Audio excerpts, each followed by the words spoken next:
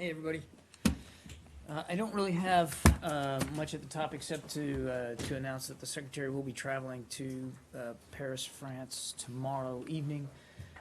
While in Paris, he will be meeting with President Abbas to obviously talk about prospects towards helping us create conditions for a two-state solution.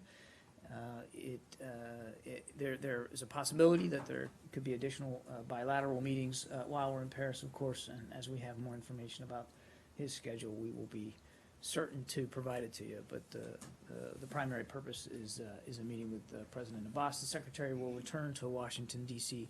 on Sunday. And with that, Is that just a quick thing? You said he's going to travel tomorrow evening.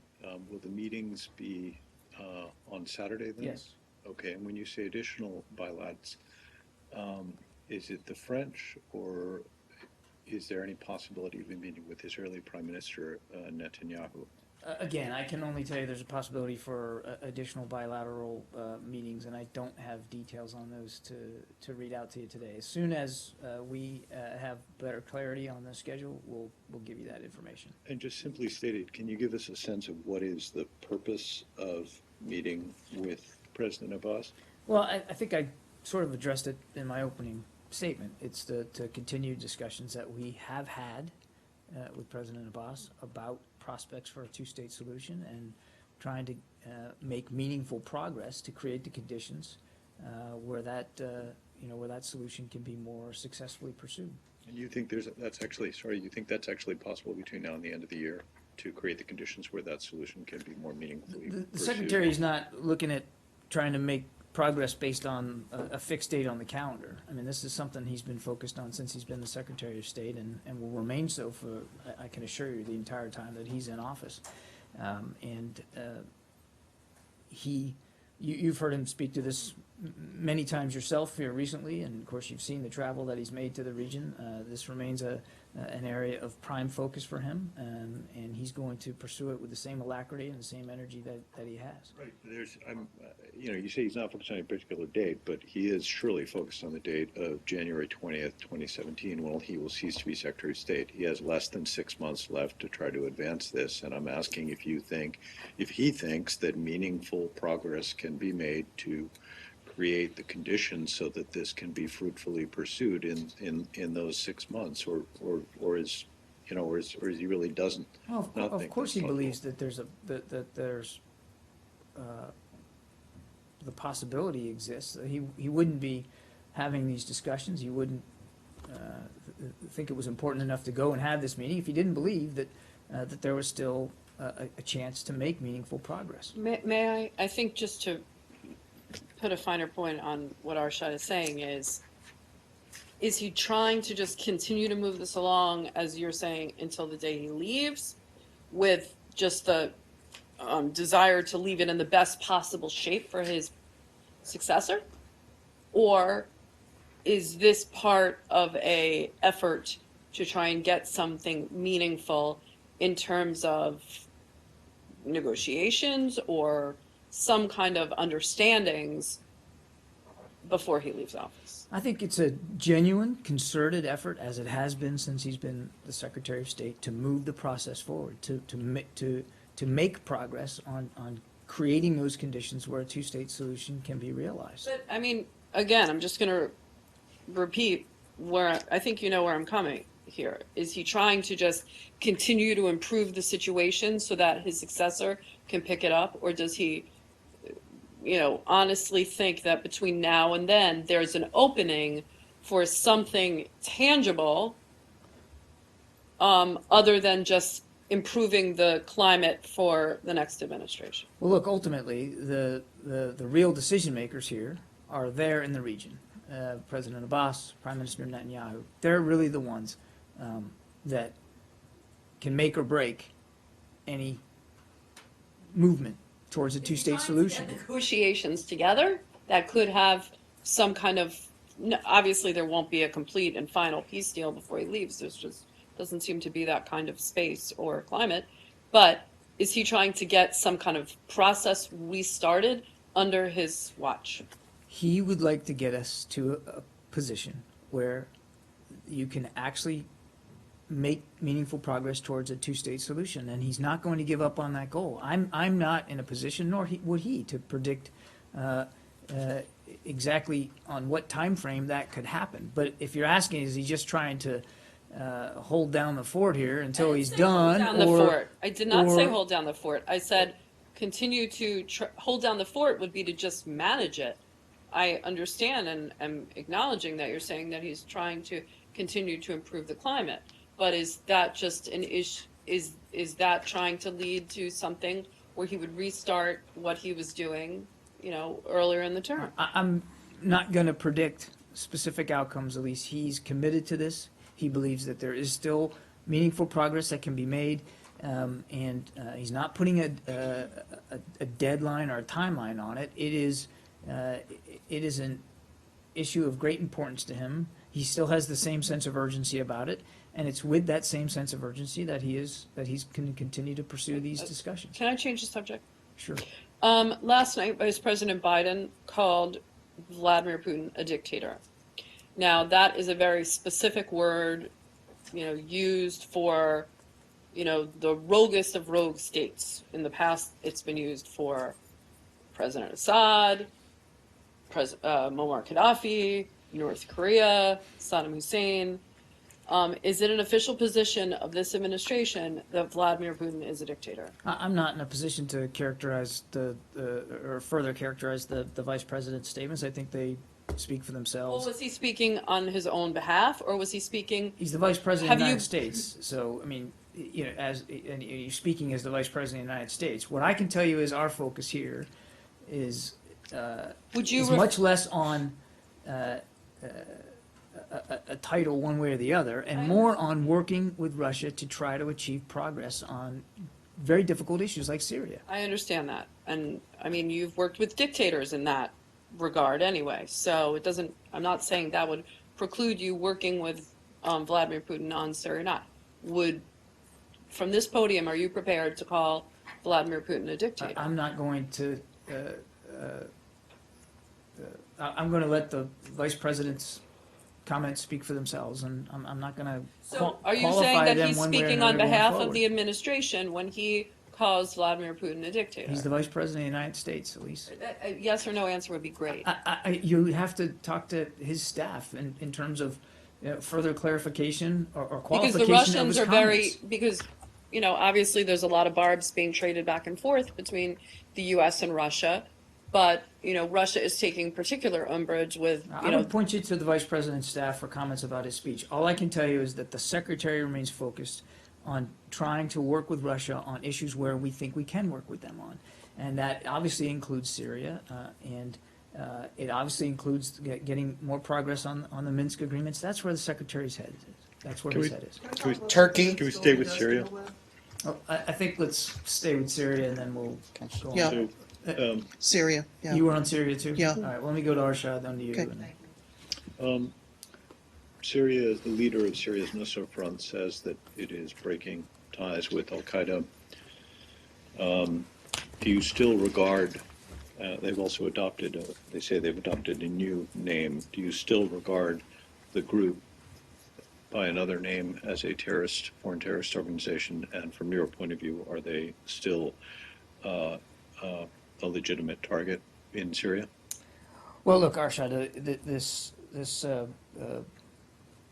alleged announcement here of their new name and potentially new affiliation is minutes old here. So I think, as you well know, we judge any organization, including this one, much more by its actions, its ideology, its goals. The affiliations may be a factor, but ultimately it's their actions, ideology, and goals that matter the most. And that's how we're going to judge going forward, as we have in the past. Certainly, thus far, and again, this announcement is less than an hour old, we've certainly seen no reason to believe that their actions or their objectives are any different. And they are still considered a foreign terrorist organization. Have there been any messages sent to the administration or to your interlocutors, whether it's in the Arab world or Stefan de Mistura in this vein, that along with this affiliation could come some kind of more moderate position that they'd be interested in. No, I mean, again, they just made this I announcement. understand, but they didn't so just the- do it out of a hat. Like, obviously, it's something that's been considered for, you know, they didn't just wake up this morning and say, we have a new name. This is obviously And been. you have more insight into their thinking than I do. Well, I mean, I it don't didn't know. just come out of thin air. I mean, obviously, this was a considered decision of at least 24 hours, I think. You'd have to ask So them, I'm just Elise. wondering, have There you? has been no communication that I'm aware of that would indicate any sort of a different approach to this group at this point. This announcement just got made, and again, we judge an organization by its actions, its ideologies, its objectives. And what if we it see were nothing that to would moderate- change our views at this point. And what if it were to moderate its actions and, you know, just focus more on this on the Assad regime and not the Syrian moderate opposition? It's a terrific hypothetical that it would be impossible for me to try to engage in. Well, would it not be a good opportunity to encourage them to do so, given the fact that they're breaking with? You mean they the need world's more most- encouragement than the fact that they have been targets of kinetic strikes? thus No, far? obviously that's probably. That's- I mean, That would be, I would hope, discouraging. So I know, I can't predict what this means. It just happened, or what it portends for the future. It could very well just be a rebranding technique. So we just have to, we're going to have to wait and see. And as I say, we judge a group by what they do, not by what they call themselves.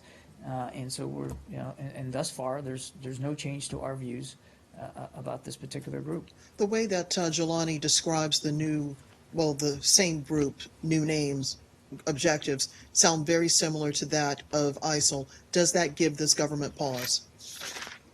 The new objectives that they've stated? Yes, in this video that they're going to basically stand up for the rights of Muslim people around the world. They're going to claim territory. They're going to act on their behalf, God willing. They have given us pause. I mean, more than pause. As I've said, they have, because they are a foreign terrorist organization, they have been outside the cessation of hostilities. In the last hour or so since this announcement has been made, we've certainly seen no indication that would give us reason to change the designation of this group. Again, you judge an organization like this on their goals, their ideology, their objectives. And in that same vein, the Deputy Foreign Minister, Mr. Rybakov of Russia, is still alleging, as of a couple of hours ago, that the U.S. still has not distinguished between terrorist groups and moderate opposition as part of trying to negotiate some sort of cooperative deal between the U.S. and Russia on fighting ISIL inside Syria. I take it then that you dispute his characterization. Yes, I would. I would.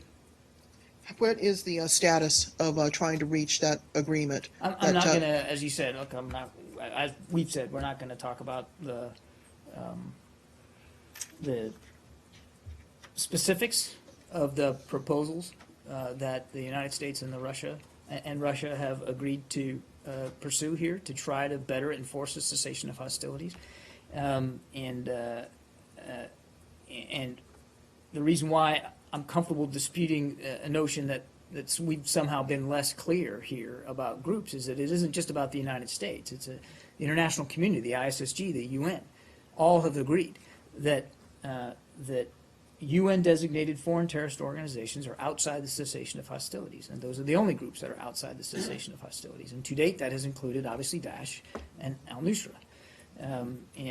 So it's not just about the degree to which we've been clear, it's about the degree to which the international community has been clear. And going back to Nusra or Fath al-Sham, as they're now calling themselves, what is being done to try to ferret them out, if I can use that expression, as the coalition is trying to help the Syrian opposition go after ISIL, go after the regime, whatever it is that's happening on the ground right now inside Syria?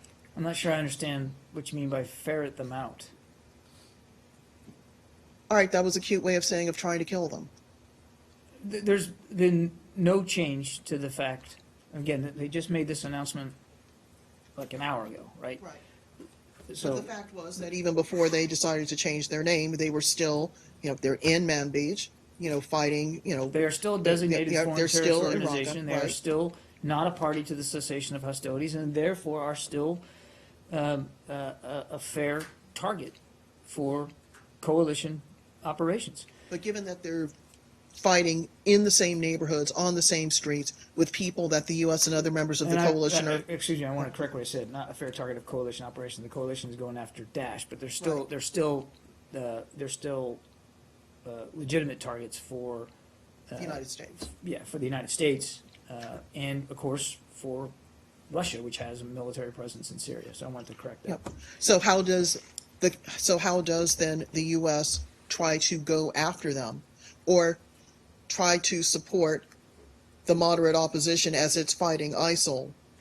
How do you tease all of that out? How do you not end up killing the wrong people, killing your own people?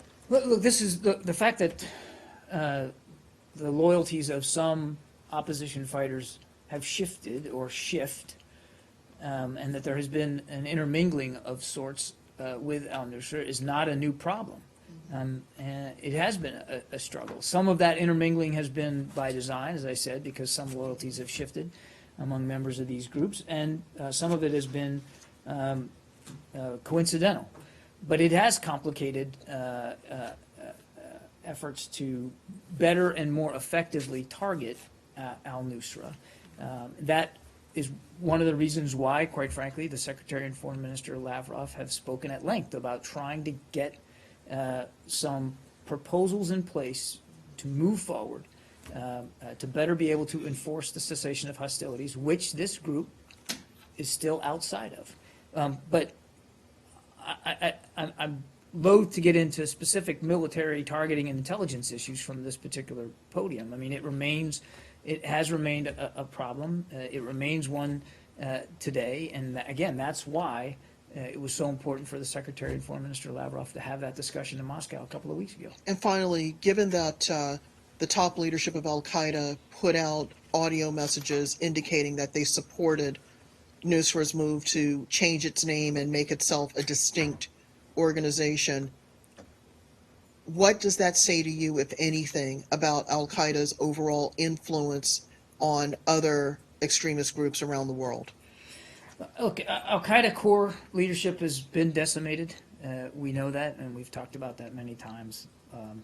Still, obviously, remains a lethal terrorist organization with still lethal capabilities, with designs to attack Western targets and to try to improve its influence. We're very mindful of the threat still posed by al-Qaeda. I don't know what this announcement, yet 1 hour old, means in terms of al-Qaeda's influence one way or the other. And as I said, we judge an organization by what it does, by its goals, by its objectives, not by the name. So I think we're going to have to watch this as it goes forward. But there's been, again, no change to our approach to this particular organization, regardless of the new brand that they claim to be under. Turkish media are quoting Ambassador Bass in a speech saying that Gulen. Unless this is Syria. I'm sorry. Syria? Go No, ahead. it's just our tradition to try to go through one topic if we can. I'll come back to you. A couple more things on Syria. The Russian defense minister today said that the Russian and Syrian militaries will start a large-scale humanitarian operation in Aleppo, during which civilians and militants, will be given a chance to leave the city. Did the Russians coordinate this with the United States? Did you know this was coming? I'm not aware of any coordination. We've seen, we've seen this announcement, and I would tell you that it. Hang on a second. Let me make sure.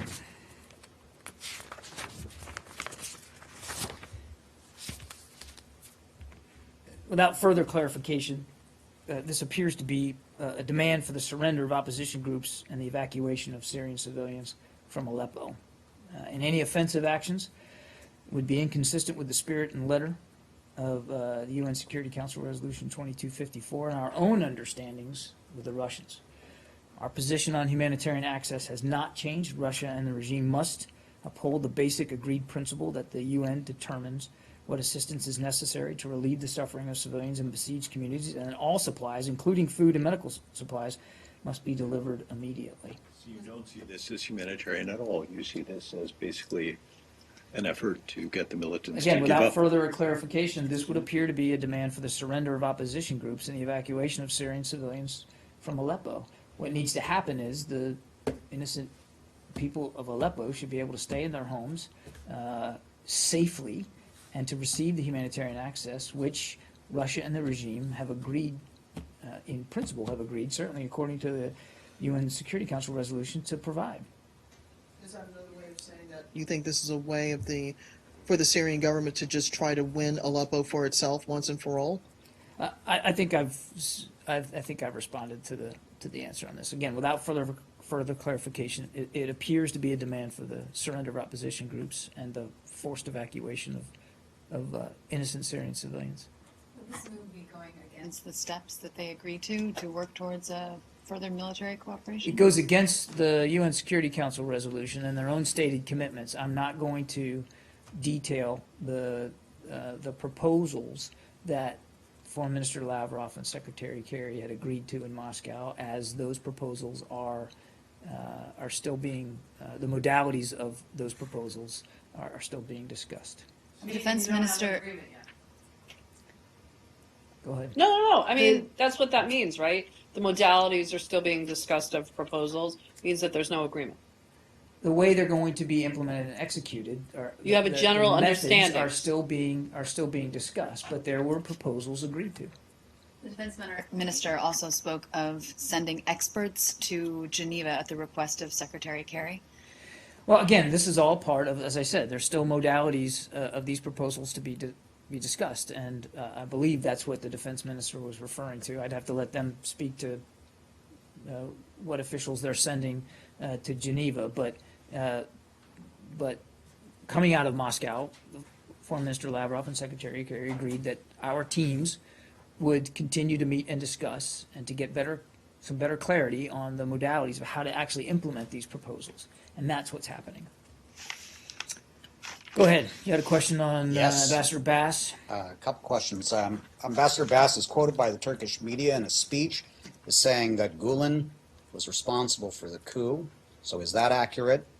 Also, Turkish government officials are quoted saying that if Gulen is not extradited, it will have a serious impact on U.S.-Turkish relations. What is the response to that? Well, first, the answer to your first question is no. He didn't give a speech, and he never said that. In the answer to the second question, look, we've been very consistent here in everything we've said about Mr. Gulen and any potential for extradition. That kind of a decision would have to be evidence-based. It would have to be properly processed the way it is supposed to, in coordination between the State Department and the Justice Department. As I have indicated earlier, we are in receipt of some material, and that material is being analyzed right now. I don't have an update for you, and I wouldn't get ahead of what is and can be a fairly lengthy legal process. Since your comment yesterday characterizing Turkey, we now have official confirmation that more than 130 Turkish media organizations have been shut down.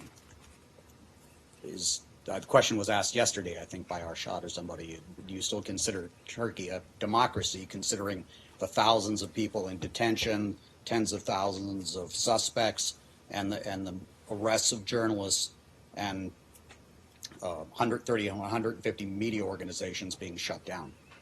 Well, let me just address the media piece of that.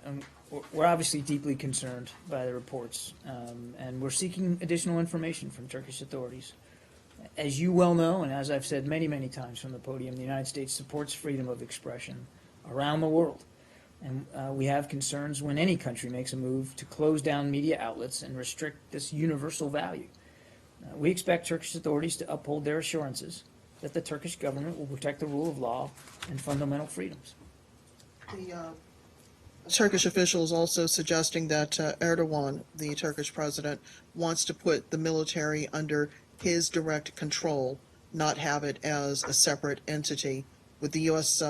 Be supportive of such a move, which would require a change in the Constitution? Or does this raise more concerns about his ability to wield power and to control more facets of the Turkish government? We've talked at length, Roz, about what's going on in Turkey. We've condemned the failed coup. We've made clear that we understand the Turkish government has a right and a responsibility, quite frankly, to their citizens to get to the bottom of this, to investigate it, and to hold those responsible for the coup to account. The President, Secretary Kerry have also, of course, stressed the importance to their Turkish counterparts of upholding democratic principles and the rule of law throughout this process. I've also said that I'm not going to make it a habit from this podium of responding and reacting to every single decision. We've seen this in press reporting, same as you, and I would leave it to Turkish authorities to describe the motives behind it. But obviously, Turkey matters to us as a friend and an ally. Their democracy matters to us. Their success as a democracy matters to us. And so, as a friend and an ally, we're going to continue to stay in close touch with Turkish authorities as they work through this. I'm guessing your question's also on this. Yes. Earlier, Turkish administration announced that they will send Justice Minister and Interior Minister here for the extradition process. Do you know that visit is still happening, or? I don't have any updates on their to give you, and I would point you to Turkish leaders to talk about their travel. And the last one, there are still a lot of conspiracy theories or theories regarding U.S. involvement, despite the fact that About U.S. what? U.S. involvement in the coup attempt. There are still a lot of stories every day, headlines in Turkey.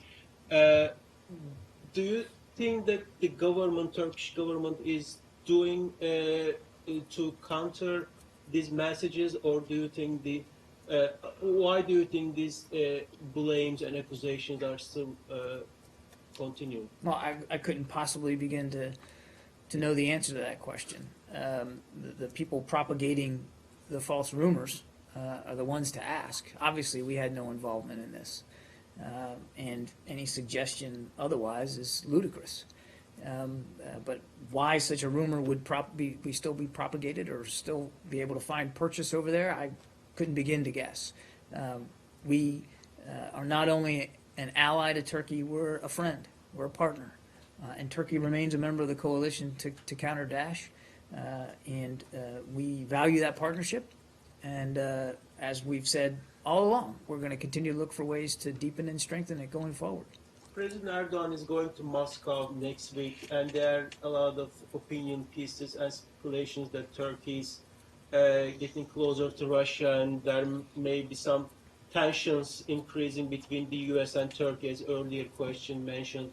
Do you have any comment on Turkey's getting closer to Russia? Whether Look, I mean, as a sovereign nation, Turkey has every right to pursue bilateral relations that it believes are important, and to improve and strengthen those bilateral relations that it chooses to improve and strengthen. So wouldn't be in a position to comment or qualify one way or another President Erdogan's travel or his discussion with foreign leaders. That's his right and responsibility. That's the right and responsibility of a sovereign nation. What matters to us is both a bilateral and multilateral relationship that we have with Turkey. Multilateral through NATO, multilateral through the coalition to counter Daesh, and of course the bilateral relationship that we have. And look, we've been nothing but honest and open and forthright with you right here in this briefing room about issues and things that happen in Turkey that concern us. We've also been open, candid, and forthright with Turkish leaders about those same issues, as well as, and this often doesn't get attention by you guys, but all the many ways in which we see eye to eye with Turkey on many things, and the things that we try to work together on and try to advance. And there's a lot of those too. I understand that doesn't make headlines, but it doesn't mean that it isn't happening. And it doesn't mean that it isn't happening even today as Turkey works through the aftermath of this coup. Because operations against Daesh continue. Operations against Daesh out of Incirlik continue. So there's, as there always is, in a consequential bilateral relationship like the one we have with Turkey, there is a wide menu, an agenda of issues to talk with them about. That's certainly no less true, in fact, more true, I suppose, if you want to look at it that way, in the wake of this coup attempt. And that's why Ambassador Bass is working so hard to continue the communication and the dialogue and to improve the mutual understanding that he has with his counterparts there in Ankara. John, following up on that, there was a message put out by the U.S. consulate saying that there are protesters marching towards the Incirlik, demanding that it be closed. Is there any concern about what appears to be a growing march of protesters? I haven't seen that report, Abby, so I'm going to have to kind of go back and take a look at that. So without addressing a specific query about a protest march on Incirlik, let me just say that, again, we appreciate Turkish support for the coalition in terms of the use of the Incirlik Air Base for operations against Daesh in Syria. As I said, those operations continue. Turkish support continues, and Turkish leaders, from President Erdogan right on down to the foreign minister in his conversations with Secretary Kerry, made it very clear that there were not going to be negative developments in terms of those efforts as a result of this coup attempt. And with the exception of some temporary loss of power, which we talked about last week, they've been good to their word, that there hasn't been a degradation in coalition use of Incirlik or Turkish support for that use of Incirlik against Daesh in Syria. So again, I just don't know anything about this, the protests, and I'd have to go find a little bit more out for you before I could answer specifically a question about that. Yes, ma'am? It recently emerged that the Iraqi government has just issued orders to make the Shiite militias, the Hashd al-Shabi, a formal part of the Iraqi army. Among many things, the number 2 in the Hashd al-Shabi, and the fellow who's in effect its head, is a designated U.S. terrorist for the role he played in attacking U.S. troops when we were there, and for his close ties to Iran's Revolutionary Guard. So I'd like to know, what is your view of this Iraqi decision to formalize the role of the Hashd al-Shabi? First thing I'd say is, and as I've said before, this is an Iraqi decision. Prime Minister Abadi has been clear and he's been consistent about trying to create a more inclusive force to go after Daesh, both inside the Iraqi security force proper and in working with popular mobilization forces. Not all of which, I might remind you, are influenced directly by the IRGC or by Iran. And it is the government in Baghdad, the Iraqi government, that is and should be making decisions about the degree to which these forces are factored into actual strategy execution on the ground. For our sake, the only other thing I'd say, and again, we've made this clear before too, is that we support those forces working under the command and control of the Iraqi security forces. But it is up to the government of Iraq to decide on troop composition and on placement on the battlefield, and we're going to respect those decisions. If I could, Sorry, yeah. yeah. So, I mean, the Iraqi leaders, including Prime Minister Abadi, have said that the Hashd al-Shabi should participate in the offensive to retake Mosul, but others, like political leaders in Mosul, in the Mosul area, have said that's a bad idea. So, is that accepted? I mean, your view on the Hashd al-Shabi participation in Mosul's liberation is it's okay if that's what the Iraqi government wants? It seems that's what they want too. What I'm saying is that these are the composition of forces on the ground, and you're getting me into military issues that I'm really not comfortable discussing in any great detail. So I would also ask you to seek out my colleagues at the Pentagon. But what we have said consistently is this is an Iraqi campaign strategy. It has been from the start. The whole issue of going after Mosul. We are supporting that. We're advising it, obviously, and we're helping, but it's their campaign strategy. And it's a strategy, oh, by the way, that they have already started to execute. And we have helped in some shaping operations in and around Mosul. But the composition of forces in the field, that's a decision for the Iraqi government to make, and for Prime Minister Abadi to make. And he has made it clear that he's going to be as inclusive as possible, but that he intends to, and he has the right to, reserve for himself the final decision about composition in the field. And so the degree to which Popular Mobilization Forces, by any name or any affiliation, are used in the campaign against Mosul, again, that's for them to decide. And our role is to support Iraqi security forces and the government of Iraq as they begin well, they already have begun, but as they complete the job of defeating and degrading Daesh inside Iraq. Okay? Just going back to Turkey, I want to make sure I understand something that you said about Incirlik when you said there's been no degradation. Is what you are saying that the tempo of operations from Incirlik has not changed? It is as high now as it was before the attempted coup? Obviously, when there was temporary power problems, I think there was a momentary pause, and it didn't take very long for them to begin flying again. I'd point you to my colleagues at the Defense Department in terms of the actual tempo. When I said no degradation, I was talking strategically from a larger perspective. I have no idea what the flights out of Incirlik are on a day-to-day basis. I suspect it changes every day based on the campaign and targets. But I'm given to understand that there's been no, as I said, there's been no degradation to operations out of Incirlik. Now, again, I can't point to every single mission. You have to talk to my Defense Department colleagues. And I got a couple others on Syria. You said that, to the best of your knowledge, there had been no consultation by the Russians with the United States about this Aleppo operation. What makes you, if they're not consulting you about things like that, and if you say that without further clarification it appears to be a ruse, what makes you think you're likely to get a wider deal with them on Syria? Well, it's okay. A couple of things there. I wouldn't call it a wider deal. We did have an agreement coming out of Moscow on a set of proposals to better enforce the cessation of hostilities, so that, and let's not forget, so that Special Envoy de Mistura can have the political space he needs to get talks resumed as early as we hope next month. And the Secretary was, I thought, extraordinarily pragmatic in the way he described it, even that very night. He said, look, if these steps are implemented, and implemented in good faith, they have a real chance at seeing progress with respect to the political solution in Syria. But if they're not, then,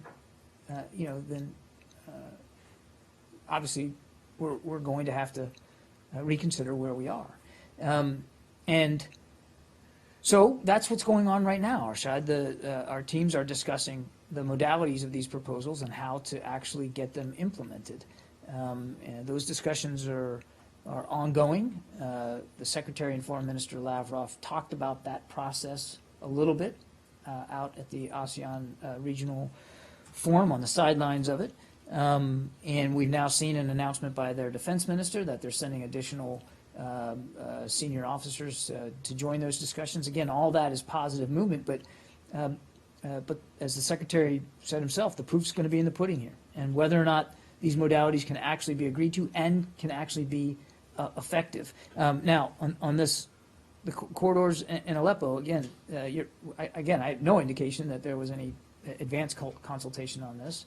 And as I said, without further clarification, which would indicate we didn't have clarification at the outset, it does not appear to be anything more than a demand for the surrender of opposition groups. So it is deeply concerning to us, this announcement.